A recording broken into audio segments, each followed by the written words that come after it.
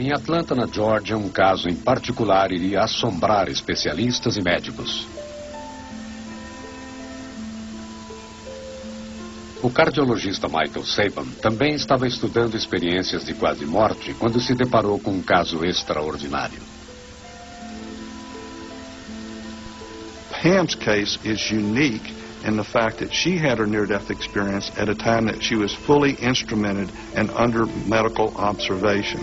And I think if you wanted to construct a laboratory experiment where you had someone and took them as close to death or perhaps even into death as possible and then bring them back and ask them what they could recall, Pam's case probably comes closest to that than any other so far that we know of.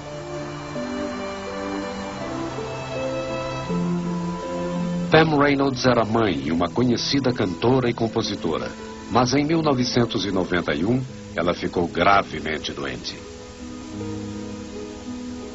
I began to experience extreme dizziness, loss of speech, some difficulty in moving the body. And it was at that point that my physician recommended that I have a CAT scan. And the CAT scan, of course, showed the aneurysm. And it was a big one. It was a giant aneurysm. I was referred to a neurologist, and the neurologist gave me little or no chance of survival at all. Mas havia uma última esperança para Pam. Ela fez aquela que imaginava ser sua última viagem. 3.000 quilômetros até o Instituto de Neurologia Barrow, em Phoenix, no Arizona. Contrariando os prognósticos, o neurocirurgião Robert Spetzler decidiu assumir o caso de Pam.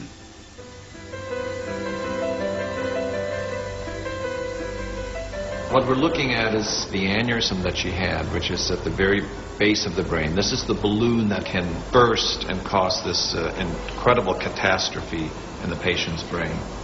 Why is this so difficult in this particular case? I think probably easiest to see here by when you look at this plastic model of the head and we turn it around and we take out the top of the brain. What we're really talking about is that aneurysm is all the way at the very base of the brain. And that is why it's so incredibly difficult to get there. So you have to go somehow through the skull, because remember the face is here and the neck is down here, to get down to this very difficult spot. Pam seria submetida a uma cirurgia muito delicada. Sua temperatura corporal seria reduzida, ficando entre 10 e 15 graus. Seu coração e respiração parariam, sua função cerebral cessaria e todo o sangue seria retirado de sua cabeça. Ela teria de estar clinicamente morta durante toda a cirurgia. What we want to do is we want to bring that brain to a halt. We don't just want the brain to be asleep. We want the metabolic activity of the brain to stop. Every measurable output that the body puts out really disappears completely, so that you have no measurable neuronal activity whatsoever. Prior to the operation starting, a lot of activity goes on.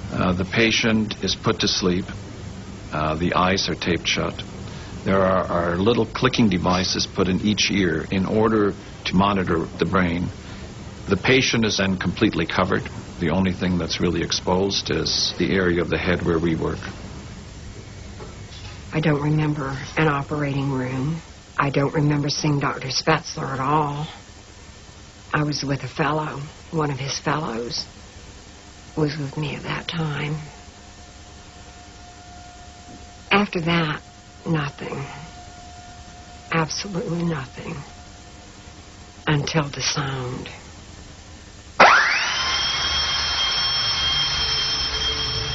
And the sound was unpleasant, was guttural. It was reminiscent of being in a dentist's office.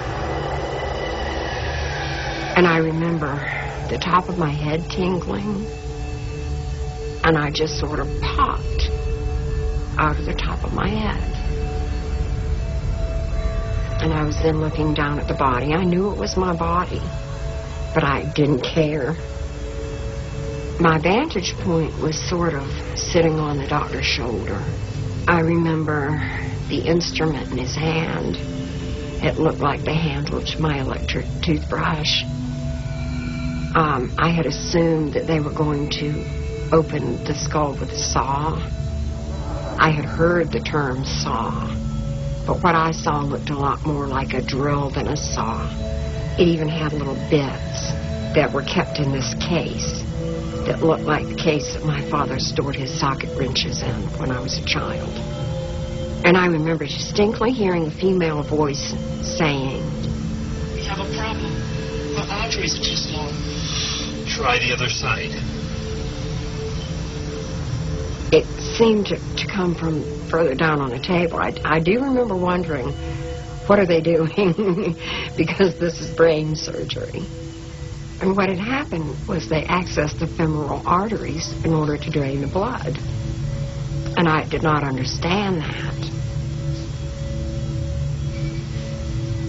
In the process of my study, I went and interviewed Dr. Spetzler and looked at his operative report, and I found that what she saw from her out-of-body experience seemingly corresponded very accurately to what had actually occurred. She looked at the bone saw that was being used to cut open her skull. I didn't have any idea what this thing looked like. She described it as an electric toothbrush, which I thought was ridiculous. I had to send off for a picture of this saw to Fort Worth, Texas, to confirm whether or not what she said it looked like actually was accurate. And I was astounded when I saw the picture. It indeed does resemble an electric toothbrush. I don't think that the observations she made were based on what she experienced as she went into the operating room theater. They were just not available to her. For example, the drill and so on, those things are all covered up. They're not visible. They were inside their packages. You really don't begin to open until the patient is completely asleep so that you maintain a sterile environment. She also heard a conversation during the operation between Dr. Spetzler and the cardiovascular surgeons who were cutting into her legs to hook her up to the heart-lung machine. When the cardiac surgeon incised her right groin, she found that her veins and arteries were too small, and she had to go over to the left side. And there was some conversation at the time between the doctors. Pam accurately recalled hearing that conversation. At that stage in the operation, nobody can observe, hear in that state. And I find it inconceivable that your normal senses, such as hearing, let alone the fact that she had clicking modules in each ear, that there was any way for her to hear those through normal auditory pathways. So again, this is very suggestive of the fact that there was some sort of extrasensory perception or out-of-body experience or whatever occurring at the time that was allowing Pam to hear accurately and seemingly see accurately